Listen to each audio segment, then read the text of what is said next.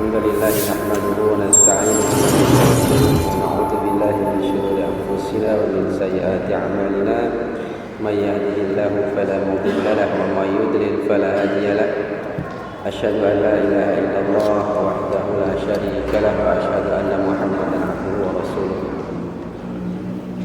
لقد قال تعالى في كتاب الكريم بعد أعوذ بالله السميع العليم من الشيطان الرجيم يا أيها الذين آمنوا اتقوا الله حق تقاته ولا تموتن إلا وأنتم مسلمون يا أيها الناس اتقوا ربكم الذي خلقكم من نفس واحدة وخلق منها زوجها وبث منهما رجالا كثيرا ونساء واتقوا الله الذي تساءلون به والأرحام إن الله كان عليكم رقيبا يا أيها الذين آمنوا اتقوا الله وقولوا قولا سديدا يصلح لكم أعمالكم ويغفر لكم ذنوبكم ومن يطع الله ورسوله فقد فاز فوزا عظيما أما بعد فإن أصدق الحديث كتاب الله وخير الهدى هدى محمد صلى الله عليه وعلى آله وسلم وشر الأمور محدثاتها وكل محدثة بدعة وكل بدعة ضلالة وكل ضلالة في النار اللهم صل على محمد وعلى آله ومن تبعهم بإحسان إلى يوم الدين.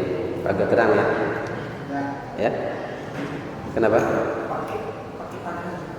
Sama ya sudah, tidak usah. Kan ini sudah di depan ini daripada saya begini lagi ya Pak ya. Ini repot nanti saya pegang. Alhamdulillah jemaah sekalian, mudah-mudahan dirahmati oleh Allah. Malam hari ini Allah kembali kumpulkan kita di masjid kita, Masjid Husnul Khotimah. Mudah-mudahan kita semua husnul khotimah seperti nama masjidnya. Ya amin ya rabbal alamin. Karena ini yang ujung daripada perjalanan yang semua orang inginkan. Semua kita ini menginginkan husnul khotimah. Ya, itu ya bahasa ini. Insyaallah. Amin, insyaallah dah siap. Ya. Kalau husnul khotimah siap. Ya, insyaallah.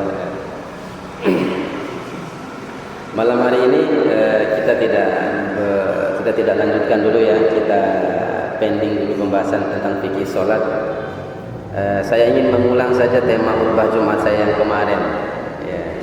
Karena kemarin itu sepertinya suara juga kurang terang ya Pak saat khutbah itu. Jadi perlu sedikit diulang lah. Ya, apalagi ketika khutbah Jumat kesannya terburu-buru saya menyampaikan ya, karena waktu tidak bisa banyak-banyak. Karena tema ini penting sekali saya lihat di tengah kita hari ini yang kita hari ini yang kurang jelas ya. Iya, makanya mati suara dalam ini, makanya sudah dibuka jendela semua. Solusinya itu. Ya, pasang telinga baik-baik saja. Konsentrasi. Padahal pekan yang lalu itu Masya Allah enak ya. Ya begitulah. Namanya dunia ini tidak ada yang kekal. Ya, ada dunia yang mestiku ada yang rusak, ada yang kurang dan seterusnya. Kita hari ini banyak yang tidak semangat lagi belajar agama. Kurang semangat kita ini. Ya, kurang salah semangat kita untuk belajar agama. Bisa jadi kenapa? Bisa jadi mungkin di antara kita ini banyak yang menganggap bahwasanya belajar agama ini bukan perkara ibadah. Ya, yang menurut kita ibadah itu apa? Salat, puasa, tahajud, sedekah, itu saja ibadah. Padahal ibadah itu Ibnu Taimiyah mengatakan al-ibadatu hiya ismun jami' likulli ma yardahullahu minal aqwal wal af'al zahiran aw batinan. Itu kata Imam Ibnu Taimiyah. Pengertian ibadah itu. Jadi ibadah itu hanya tidak sekedar rukuk sujud kita sholat. Ibadah itu tidak sekedar kita mengeluarkan uang kita dari kantong kita untuk berinfak saja, tidak. Tapi ibadah itu ismun jami, nama yang luas, nama yang mencakup seluruh perkara, ya, baik minal af'al wal aqwal, baik dia jenisnya perbuatan, ya perbuatan ibadah af'al ini sholat ini termasuk ibadah anggota badan dia. Sholat ruku, kadang ada ruku, sujud, berdiri dan seterusnya, ini ibadah anggota badan. Atau ibadah yang bersifat akwal, ucapan, zikir, baca Quran, itu ibadah-ibadah yang sifatnya akwal, ucapan. Jadi ibadah itu kata Ibnu Taimiyah, semua nama yang berbentuk ucapan maupun perbuatan, ma yardahullahu dhahiran aw batinan, yang ucapan dan perbuatan itu ketika seorang melakukannya akan mendatangkan keridhaan Allah, baik itu secara batin maupun secara zahir yang nampak. Itu ibadah. Nah, ibadah yang banyak ditinggalkan hari ini adalah thalabul ilmi, belajar agama. Ya, belajar agama. Ini ibadah yang banyak sekali kita tinggalkan hari ini. Padahal ini di antara kewajiban-kewajiban yang Allah emban kepada kita, belajar agama ini. Dalam hadis riwayat Imam Bukhari, Nabi mengatakan thalabul ilmi fardhatun ala kulli muslim. Belajar agama itu adalah kewajiban bagi setiap muslim. Di sini ada kata kulli, ya. Jadi setiap muslim itu wajib belajar, ya tentu dengan sebatas kemampuan. Nah, makanya kalau kita di sini ada kajian, terus di samping rumah kita di samping samping masjid tidak mengaji, dosa itu, Pak. Jadi dosanya bukan hanya sekedar tidak sholatnya, tidak datang ke masjid. Jadi kalau dekat dengan tempat untuk mengaji tempat kita, dosa kita tidak datang, karena wajib dia hukumnya. Hari ini kita kan begitu. Ulama-ulama dulu, masya Allah, perjalanan mereka menuju tempat belajar agama itu menghabiskan umur, bahkan tua dei oleh bertanah agama. Ada yang tidak sempat menikah, membujang. Imam An-Nawawi, Ibnu Taimiyah, itu semua orang-orang yang sibuk belajar tidak sampai sempat menikah. Ya. Jadi ini perkara yang banyak kita tinggalkan hari ini, belajar agama. Tentu saja sekemampuan, ya.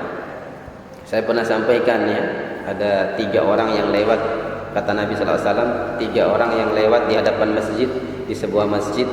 1 orang masuk langsung duduk di hadapan orang yang menyampaikan ilmu, kata Nabi. Maka Rasulullah mengatakan, dia tidak malu mendekat kepada Allah, Allah pun tidak malu mendekat kepada dia. Jadi dia dekat dengan orang menyampaikan, dekat dengan Allah, kata Nabi. Kemudian orang yang kedua, kata Nabi, dia masuk tapi malu-malu, duduk paling belakang, mojok di belakang.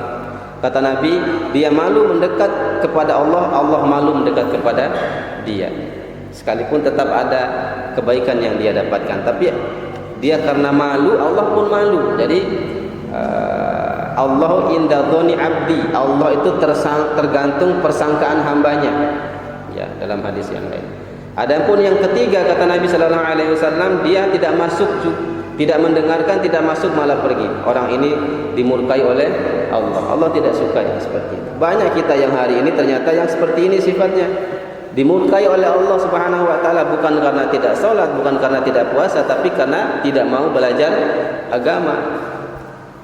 Tidak mau belajar agama. Padahal belajar agama ini, wafilah jemaah sekalian rahimani wa rahimakumullah, adalah perkara yang bisa meninggikan derajat seseorang. Bahkan tidak kalah penting, syarat diterimanya amal ibadah itu ilmu. Ya, kalau syarat yang secara khusus itu ada 2, yaitu khalisan lillah, ya, ikhlas kepada Allah. Ini syarat diterima ibadah yang secara khusus, ya. Khalisan lillah, ikhlas kepada Allah. Dan yang kedua adalah mutaba'atu li Rasulillah, mengikuti Nabi. Ini 2 syarat. Ikhlas, mengikuti sunnah. Tapi secara umum syarat diterimanya ibadah itu yang pertama Islam, ya. Di antara setelah Islam itu salah satunya adalah harus ibadah itu berdasarkan ilmu. Tidak boleh ibadah tanpa berdasarkan ilmu, tidak boleh. Harus berdasarkan ilmu. Makanya sampai Imam Bukhari menulis bab khusus dalam kitab sahih beliau, al-ilmu qabla al-qaul wal amal. Saking pentingnya ilmu itu. Jadi bab khusus untuk ilmu ini Imam Bukhari memasukkan bab khusus, dikasih judul al-ilmu qabla al-qaul wal amal. Ilmu itu harus didahulukan sebelum berucap dan beramal. Jadi perkara amal ibadah kita yang bentuknya ucapan dan perbuatan itu harus didahulukan ilmunya. Maksudnya amal itu tidak akan sempurna, bahkan tidak diterima di sisi Allah kecuali dengan ilmu, begitu maksudnya. Makanya ini pentingnya kita belajar agama. Ya, pentingnya kita belajar agama. Jadi bukan sekedar kita kewajiban 5 kali sehari semalam itu saja yang diembankan oleh Allah Subhanahu wa taala bagi kita orang beriman ini. Tapi lebih dari itu. Yaitu kita diembankan oleh Allah Subhanahu wa taala untuk belajar agama. Makanya saya sempat sampaikan kemarin ya, Nabi sallallahu alaihi wasallam menyampaikan kisah orang yang terdahulu, ada seorang yang rajin sholat tahajud, malam tahajud, siang puasa, siang puasa. Kita ini masya Allah banyak main-mainnya ibadah kita nih, ya. Begitu kira-kira ya. Saya nih kalau tidak tahu antum ya. Ya, kita ini banyak main-main ibadah kita ini Bapak sekalian, teman sekalian. Sedangkan dibanding dengan si fulan ini kata Nabi malam tahajud tidak pernah alpa tahajud, siang puasa. Ya. Tapi karena dia modalnya semangat ibadah, tidak pakai ilmu, akhirnya rusak.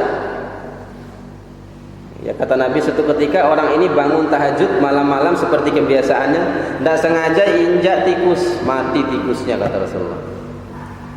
Mati tikusnya, dia tidak tahu ilmunya ini ngadapin tikus yang mati ini gimana caranya. Kalau dia belajar, ya umbu ngori cukur. Ya.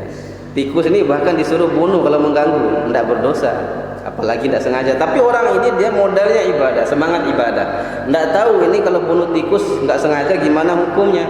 Akhirnya untuk menebus kesalahannya dia pakai perasaannya, dia pakai akalnya dia. Dia berpikir, punya cara kengampung rumah dosa ke, nae dosa nahu ke tonda, saya menginjak tikus ini sampai mati. Akhirnya dia sudah untuk menebus dosa, akhirnya apa? Dia ambil bangkai tikus, dia kalung, dia bikin ikatkan di bangkai itu terus diikatkan ke lehernya. Kemana-mana pergi pakai bangkai itu, sholat dia pakai bangkai itu di lehernya. Tidak keluar, tidak ada ilmu dia, buntu dia. Dia mengira dengan perbuatannya itu bisa menghilangkan dosa karena membunuh tikus itu dengan tidak sengaja. Suatu ketika kata Rasulullah ditakdirkan ada seorang yang datang ke kampung halaman dia untuk menyampaikan ilmu, entah seorang nabi atau apa, nabi tidak jelaskan. Intinya ada yang datang ke sana sampaikan ilmu, dia qadarullah hadir, baru dia mau hadir. Di tengah kehadiran dia ya sudah, kita majelis kayak gini semua orang bubar Pak. Kenapa bubar? Bangkai tikus bau. Mungkin kita heran ya, loh kenapa kok dia tahan? Memang tahan, kalau orang yang seperti itu, bulunya seperti itu pasti tahan dia. Tapi orang lain tidak tahan, orang semua menghindar. Akhirnya si alim ini mengatakan, kenapa anda menggunakan bangkai ini, dikalungkan ke leher? Apa kata dia? Ya wahai Tuan, saya sesungguhnya tidak sengaja menginjak tikus ini sampai mati tikusnya, dan untuk menebus dosa saya itu saya kalungkan di leher. Apa kata orang ini? Demi Allah, wallahi demi Allah, solat anda selama ini tidak diterima oleh Allah. Kenapa demikian? Karena dia menggantungkan bangkai di lehernya, sedangkan bangkai ini najis, tidak boleh, tidak suci. Dia solat dalam keadaan tidak suci karena ada bangkai yang menempel pada tubuhnya, dan dia tahu itu. Solat anda tidak diterima. Kenapa demikian? Tidak punya ilmu. Begitu dengan hadis Nabi sallallahu alaihi wasallam tentang seorang, riwayat Imam Bukhari dan Imam Muslim, tentang seorang yang membunuh 99 nyawa. Tidak main-main ya, 99 orang dibunuh. Ini bukan yang dibunuh bukan tikus ini ya, bukan kambing, bukan ayam, tapi manusia Pak, 99 orang. Tapi qadarullah, Allah kasih hidayah dia, Allah gerakan hatinya untuk bertaubat. Akhirnya dia tanya, pergi ke orang di kampungnya, dia cerita ke orang kampungnya, bagaimana ini saya sudah membunuh 99 orang, bisa nggak saya taubat ini? Orang-orang di kampung dia mengatakan, kami mendengar ada seorang ahli ibadah di sana. Ingat ya, ahli ibadah. Kami mendengar ada orang ahli ibadah, seorang abid di sana. Kamu datang tanya kepada dia tentang perkaramu. Akhirnya dia ini yang membunuh 99 nyawa ini datang ke ahli ibadah tadi atas saran orang-orang kampung dia. Ditanya kepada, wahai Tuan, wahai Syekh, saya sudah membunuh 99 orang, 99 nyawa. Adakah pintu taubat untuk saya? Apa jawab ahli ibadah? Heran dia. Ore lalu dosa ngomit diterima wa Allah ya. Taubat di mana? Tidak ada pintu taubat. 99 orang, heran dia.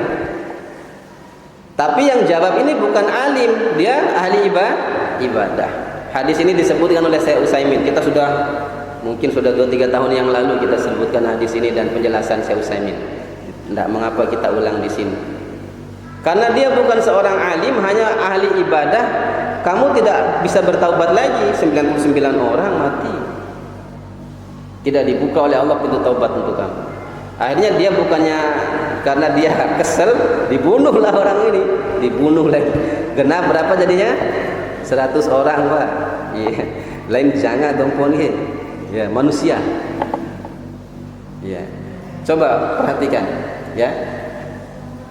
Ahli ibadah, rajin ibadah, tapi dia jawab pertanyaan itu dengan kebodohan dia, menyebabkan bahkan tidak hanya dosa dia sendiri bahkan jadi tumbal karena salah dia jawabnya, karena dia tidak menjawab berdasarkan ilmu. Nah, qadarullah si fulan ini sudah genap 100 orang, tidak berhenti, dia tanya lagi, kombi wara dau di sodi ni masalah nang ke 100 daur hati sudah 100 orang saya bunuh. Akhirnya orang-orang di situ kasih tahu, oh di situ ada seorang alim. Beda ya. Yang pertama ahli ibadah, abid. Dalam bahasa hadis tuh begitu, anda tidak ngarang-ngarang ya. Bahasa hadis tuh begitu. Orang pertama tuh abid, ahli ibadah. Orang kedua ada alim, ahli ilmu, ulama. Akhirnya dia datang ke sana, tanya, sampai bertemu dengan ulama, dia tanya, ya Syekh bagaimana ini? Saya sudah membunuh 100 orang. Adakah pintu taubat untuk saya?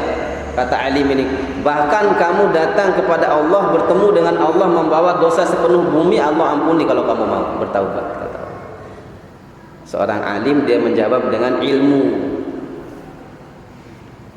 Ya. Qadarullah, singkat cerita kata alim ini, kalau kamu mau benar-benar bertaubat, jangan kembali ke kampung halamanmu yang buruk itu. Oke, hadis kedua ini Syekh Utsaimin mengatakan kaitannya dengan hijrah. Jangan kamu kembali ke tempat kampung halaman kamu yang buruk. Sebab kalau kamu kembali di sana, sekalipun kamu taubat di hadapan saya, kata alim ini, ketika kamu kembali di kampungmu itu, ke kampungmu rusak, kamu pasti akan seperti dulu lagi, kamu akan mabuk, membunuh manusia lagi, kata alim. Maka saya sarankan kamu pindah, hijrah ke negeri sebelah sana. Di sana ada orang-orang yang sibuk taat beragama.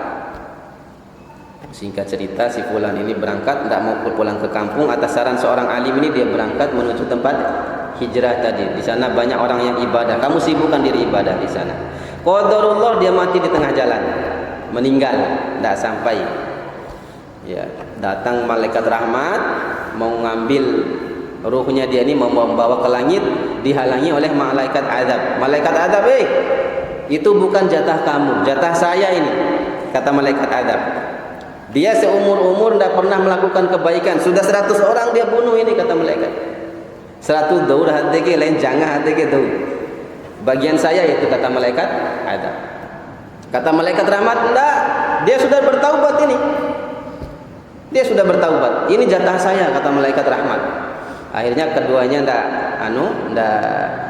ada solusi. Di antara keduanya Allah utus malaikat. Cen-cen jauh dua lagi, malaikat rahmat, malaikat azab. Lepi ruh si fulan ini jatahnya siapa nih? Apakah jatahnya malaikat rahmat atau jatahnya malaikat azab? Dengan alasannya tadi. Singkat cerita, Allah utus satu malaikat. Malaikat ini menjadi hakim. Kalau begitu, kata malaikat yang menjadi hakim ini, yang diutus oleh Allah, ukur tanahnya. Mana tanah yang lebih dekat di antara tempat matinya si fulan ini? Apakah tanah kampung halamannya yang buruk tadi, tempat dia start hijrah, atau tujuannya berhijrah? Akhirnya diukur. Dalam hadis Nabi mengatakan, ternyata yang lebih dekat dengan tempat matinya itu adalah kampung halamannya yang buruk tadi. Ini berarti malaikat azab yang menang ini kan? Tapi apa? Karena Allah mentakdirkan kebaikan untuk orang ini, Allah perintah kampung halaman tujuannya tadi itu untuk mendekat ke tempat dia yang meninggal tadi, bergeser kampung halamannya. Masya Allah. Jadi takdir Allah itu mendahului, ya. Takdir Allah itu mendahului si fulan ini. Padahal kalau diukur, kata Nabi, kalau diukur itu, ini yang lebih dekat tempat anunya ini. Tapi karena Allah menghendaki kebaikan untuk orang ini, Allah mendahului dengan takdirnya yang baik. Allah perintah, wahai bumi, merapatlah, digeser oleh Allah. Setelah itu sudah selesai diukur, menanglah malaikat rahmat. Ya. Apa pelajaran yang diambil dari hadis ini? Wafilah jemaah sekalian, yaitu tadi ya, Ya, di samping kita dianjurkan untuk berbanyak bertaubat dan berhijrah ketika ingin maksimal taubat kita, ya kaitan dengan pembahasan kita adalah ini beda antara dua alim dan abid ini. Makanya Nabi mengatakan fadlul alimi 'alal 'abidi ka fadlil qamari lailatal badar 'ala sairil kawakib. Kelebihan orang yang berilmu dibandingkan ahli ibadah seperti kelebihan bulan dibanding bintang gemintang. Ya kan? Seperti bulan dibanding bintang gemintang. Kira-kira apa itu perbandingan keduanya itu? Bintang, yang pertama bintang itu jumlahnya banyak. Kecuali di film India. Kalau film India bintangnya satu saja, Pak ya. Ya. Bintang itu jumlahnya banyak, terang. Tapi coba kalau malam datang bulan purnama, satu kali purnama datang, hilang semua yang banyak itu. Ya. Hilang semua Pak yang banyak itu. Siapa itu? Allah Rasulullah umpamakan yang datang bulan itu adalah alim, seorang ulama. Dia akan menerangi bumi ini, ya. Bahkan orang abid pada saat itu tidak kelihatan. Ini keutamaannya itu. Jauh sekali sebetulnya. Ya, Allah berfirman, yarfa'illahu alladhina amanu minkum walladhina utul ilma darajat. Allah Subhanahu wa taala meninggikan derajat, ya, derajat di antara orang yang beriman dan orang yang beriman tapi dia punya ilmu, satu derajat. Kata Ibnu Abbas, satu derajat dalam ayat ini maksudnya 70 derajat. Di antara derajat yang satu dengan derajat yang kedua jaraknya seperti langit dan bumi. Berarti kalau 70 derajat berarti bolak-balik 70 kali langit bumi. Sekali langit bumi saja jauhnya tidak kita kebayang ya, apalagi 70 kali bolak-balik. Dalam hadis yang lain Nabi mengatakan perumpamaan orang alim dan orang yang bodoh seperti orang terbaik di antaraku dan orang terburuk di antara kalian. Jauh sekali bedanya. Maka semangat kita ini ya tentu sesuai dengan kemampuan. Ya, tentu sesuai dengan kemampuan. Jadi orang yang berilmu itu di mata Allah, ya, sekalipun di mata manusia, ya, sebetulnya kalau di mata manusia itu mengetahui ilmu, dia akan memuliakan orang alim, ya, tapi ini jarang. Yang sudah pasti seorang alim akan mulia di mata Allah, di mata Rasulullah SAW. Ini kelebihannya. Ya. Makanya Umar bin Khattab itu sebetulnya lautan ilmu. Umar bin Khattab itu, makanya para ulama mengatakan andai Umar bin Khattab tidak sibuk mengurus kepemimpinannya, tidak sibuk mengurus negara, ya, tidak sibuk mengurus kekhilafahan, tentu Umar lebih banyak meriwayatkan hadis dari sahabat-sahabat yang lain. Ya, akhirnya Umar karena sibuk ngurusin kekuasaan, dan itu juga tidak kalah afdol, diatur kekuasaan itu dengan Islam. Tapi karena kesibukannya itu, fokusnya itu, konsentrasinya itu kurang dia dalam masalah agama. Maksudnya kurang meriwayatkan hadis, makanya sedikit hadis yang diriwayatkan dari Umar bin Khattab. Beda dengan Abu Hurairah, Anas bin Malik, Abdullah bin Abbas, bahkan Aisyah urutan keempat, istri Nabi SAW, paling banyak meriwayatkan hadis. Ya. Andai Umar tidak sibuk, Umar yang lebih unggul. Makanya Nabi ketika duduk begini bermajlis, ya, Nabi menyampaikan kepada para sahabat, tadi malam saya mimpi, kata Rasulullah. Apa mimpimu wahai Rasulullah? Sahabat bertanya. Kata Nabi SAW, aku mimpi aku minum susu, kemudian sisanya aku kasih ke Umar. Ya, saya juga lihat airnya. Aku mimpi minum susu, kata Nabi SAW, sisa susu itu aku kasih ke Umar, kata Nabi. Sahabat tanya lagi, ya Rasulullah, engkau tafsirkan apa susu itu? Ya, jadi sahabat minta kejelasan. Menurut tafsirmu ya Rasulullah, susu yang kau minum kemudian engkau bagikan ke Umar itu apa ya Rasulullah? Jawab Rasulullah, al-ilmu, ilmu. Lautan ilmu Umar bin Khattab. Separuh ilmu Nabi ada pada Umar bin Khattab radhiyallahu taala anhu. Makanya Umar itu ditakuti oleh setan. Setan itu takut sama Umar, bukan kita takut sama setan. Bahkan temannya setan kebanyakan dari lengah setan jauh deh. Umar itu, ya, setan takut sama Umar, Pak. Kalau dari jauh setan itu lihat Umar, oh, tahu mengupan hidir saim kelai. Umar lagi berdiri di depan setia ini, setannya ada di cabang Alfamart sana. Dia mau lewat ke sini, belok kembali loh di Usbatun Dakar. Kenapa? Ada Umar di sini depan. Kata para ulama, kalau yang sudah terlanjur batir edan, mai domai set akat Alfamart, kati edan Umar kini lagi. Pas dia ini bisa dia setan ini.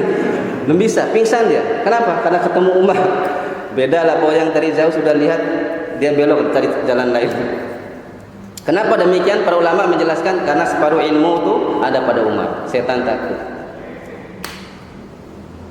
Makanya kata para ulama, al-faqihu wahidun asyaddu ala syaitan min alfi abidin. Satu orang yang berilmu lebih ditakuti oleh setan dibanding 1000 ahli ibadah. Jadi satu orang yang punya ilmu lebih ditakuti oleh syaitan dibanding 1000 ahli ibadah. Sebab bisa jadi orang 1000 ahli ibadah tadi dia hiasi ibadahnya dengan sesuatu yang tidak disyariatkan oleh Allah. Justru setan suka yang begitu. Tapi kalau ahli ilmu merenungnya itu adalah zikir. Diamnya adalah zikir ahli ilmu. Dalam riwayat yang lain ulama mengatakan tidurnya ahli ibadah lebih ditakuti setan dibanding ibadahnya 1000 ahli ibadah. Antara tidur dan ibadah ya. Jadi satu orang ahli ibadah, ahli ilmu tidur, ulama tidur, setan lebih takut dengan yang tidur ini dibanding 1000 orang yang ibadah tadi. Tadi karena bisa jadi ibadahnya tuh dihiasi dengan perkara-perkara yang tidak disyariatkan. Tapi tidurnya ahli ilmu, sebelum tidur dia berwudu dulu, ya kan? Ahli ilmu begitu tidurnya. Orang yang berilmu begitu. Dia sikat gigi, bersiwak, dia baca ayat kursi, dia kau udah enggak awal setan. Ya kan? Logikanya seperti itu kan? Tidur saja tuh setan takut, apalagi ada ibadah begitu maksudnya. Ya, apalagi jangan jadikan dalil antum tidur ahli ilmu ni takut setan maru terus sampai subuh lalu tikone sampai tahajud tikone sampai witir. Ya bukan begitu maksudnya.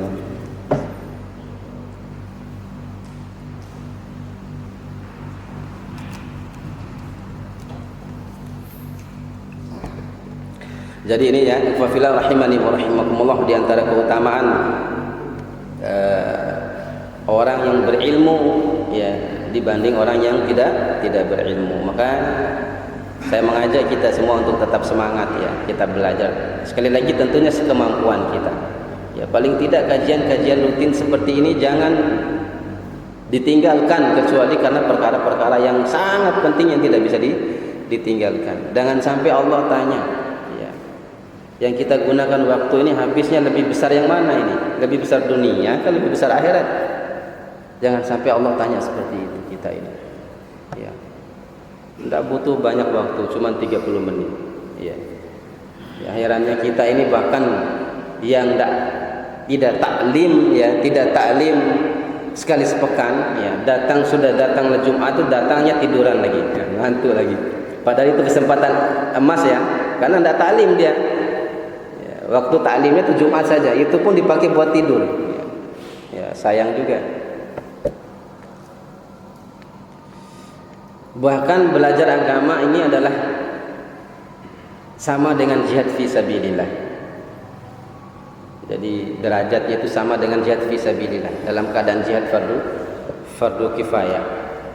Makanya dulu Nabi sallallahu alaihi wasallam ketika jihad itu ada dua macam. Jihadud daf'i ya, jihadut talabi. Jihadud daf'i, jihadut talabi. Jihad daf'i itu jihad membela diri, jadi tidak ganggu orang, tapi kalau diganggu kita membela diri, itu jihadud daf'i. Ada juga jihadut talabi, jihad itu kita menyerang, serang dulu. Nah, jihadut talabi ini yang dulu Nabi sallallahu alaihi wasallam lakukan ketika berkuasa. Jadi memperluas daerah kekuasaan itu, kirim pasukan. Nah, Nabi dulu kirim pasukan karena jihad sudah fardu kifayah bukan fardu ain. Nabi kirim itu semua. Semua laki itu disuruh keluar oleh Nabi. Suruh serang orang kafir, negeri orang kafir. Yang sisa anak-anak, orang tua sama perempuan di Madinah. Turun ayat, tegur Nabi.